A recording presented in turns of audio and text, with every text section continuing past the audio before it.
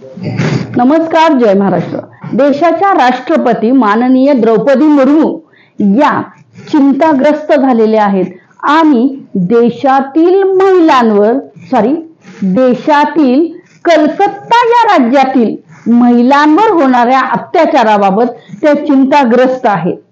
पहा, देशामध्ये महिलांवर अत्याचार वाढत आहेत, पण केवळ एका राज्यातील आणि त्या राज्यातील ज्या राज्यामध्ये भारतीय जनता पार्टी भाजपाची सत्ता नाही, त्या राज्यातील एका महिला डॉक्टरवर झालेल्या अत्याचाराचा खरंच आम्ही निषेधच करतो। पण वारंवार जे म्हटलं जात आहे की कोणत्याही बाबतीमध्ये राजकारण आणू नका, कोणत्याही बाबतीत राजकारण आणू नका, विरोधी पक्ष केवळ राजकारण करतोय। मग मला प्रश्न पडतो, माननीय राष्ट्रपती द्रौपदी मुर्मू यांना आज कलकत्त्यातील घटनेबाबत जी काही चिंता वाटते, ज्या काही व्यतीत झालेल्या आहेत, ते व्यतीत होणं हे राजकारणाचा एक भाग आहे का? कारण 2 वर्षापासून मणिपूर पेटत आहे, माझं राज्य जळत आहे, मला आपली मदत हवी आहे, अशी एक खेळाडू विनंती करते।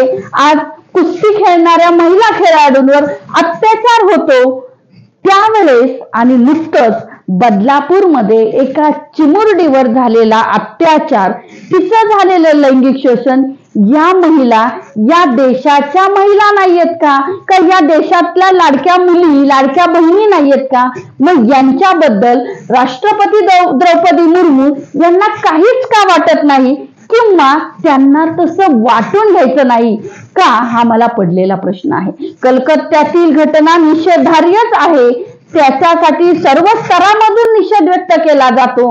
पण ज्यावेळेस आपल्याला चिंता वाटते ती केवळ ज्या भागामध्ये भाजपाचं सरकार नाही त्याच भागात अत्याचार वाढतोय म्हणून 15 दिवस तिथं बंद केले जातात, त्यावेळेसचा न्याय वेगळा आणि बदलापूर घटनेबाबत महाराष्ट्रात बंद केले जाणार नाही, हे कायद्याच्या चौकटीत बसत नाही, हा न्याय वेगळा।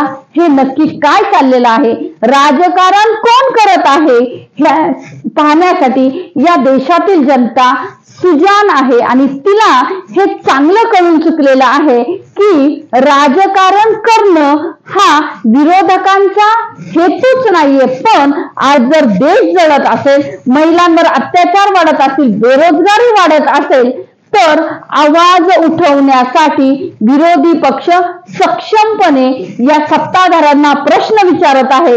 पण आम्हाला कोणीच प्रश्न विचारायचा नाही, आम्ही म्हणू तेच झालं पाहिजे, हा जो अहंकार आहे तो ही जनता आणि हा विरोधी पक्ष नक्कीच मोडीत काढेल। जय हिंद, जय महाराष्ट्र।